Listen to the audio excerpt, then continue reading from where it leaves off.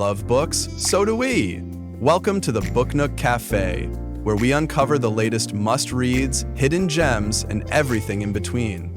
I'm Greg. And I'm Anne. We're coming to you straight from the cozy corners of the Book Nook Cafe, where the coffee is hot, the shelves are packed, and great conversations are always brewing. If it's trending on the New York Times bestseller list, you'll hear about it here. So grab your favorite drink, settle in, and let's turn the page together.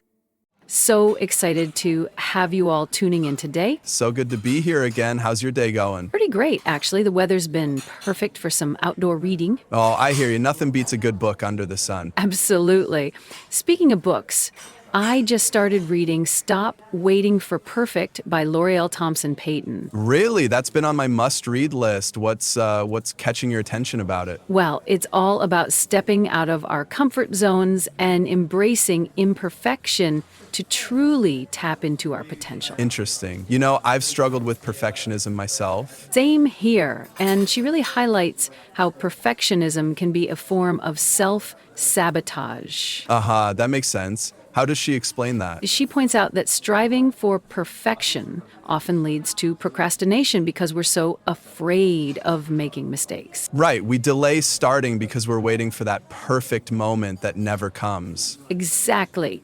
And she mixes in personal stories, making it super relatable. That's awesome. Does she offer any practical tips? Oh, definitely. She suggests exercises like writing a future you letter and creating a joy list. A joy list, that sounds fun. What's involved in that?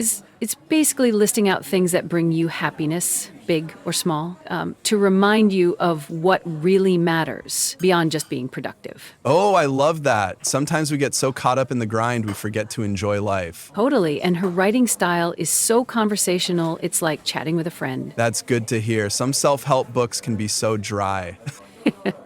Exactly. But she keeps it engaging and even throws in some humor. Nice. Did she talk about how perfectionism affects different groups differently? She did. She discusses the unique pressures faced by Black women. That's a crucial point. There's a lot of societal expectations at play. Absolutely. She shares her own experiences, which adds so much depth. Did she offer ways to cope with those specific challenges? Yes, she emphasizes self-compassion and provides strategies to navigate those pressures. That's great. We could all use a bit more self-compassion. You know, sometimes I wonder if there's a positive side to perfectionism. Perhaps. I mean, striving for excellence isn't inherently bad. True, but when it stops us from taking action, that's when it becomes a problem. Absolutely. Maybe it's about setting realistic goals. Exactly.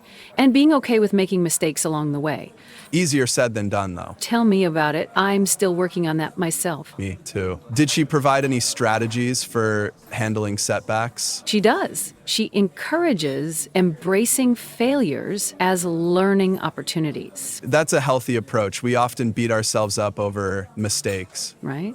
But she suggests reframing failure. I like that. Kind of takes the pressure off. Definitely. Makes it less scary to try new things. Speaking of new things, have you stepped out of your comfort zone lately? Actually, I signed up for a painting class. No way. How's that going? It's been fun, but also challenging. I'm not exactly Picasso. Hey, well, it's all about the experience. Exactly. And I'm learning to enjoy the process, not just the outcome. That's awesome. Maybe I should try something new too. You should. It's liberating. All right, I'll think about it. Maybe a cooking class. Now we're talking. You'll have to invite me over for taste testing. Deal. Just don't expect gourmet dishes right away. Fair enough. But see, that's embracing imperfection right there. I guess you're right. Baby steps. Indeed. So, any other gems from the book? She also talks about the importance of setting boundaries. Oh, that's a big one. I'm terrible at saying no. Same here.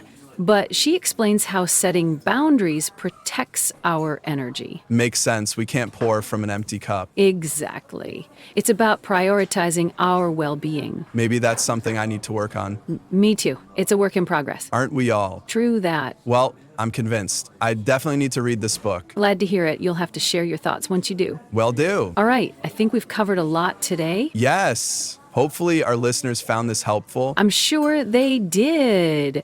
And to everyone listening, we'd love to hear from you Absolutely. Let us know how you're embracing imperfection. and what steps you're taking to step out of your comfort zone. I can't wait to read your stories. Until next time, remember, you are enough just as you are. And don't let perfectionism hold you back from your potential. Take care, everyone. Bye. Well, that's a wrap for this episode of From the Book Nook. Be sure to like, subscribe, and share with your friends. If you're interested, our channel description contains links to the beverages we are drinking and some Book Lovers merchandise. We love having you here. Bye for now. See you next time.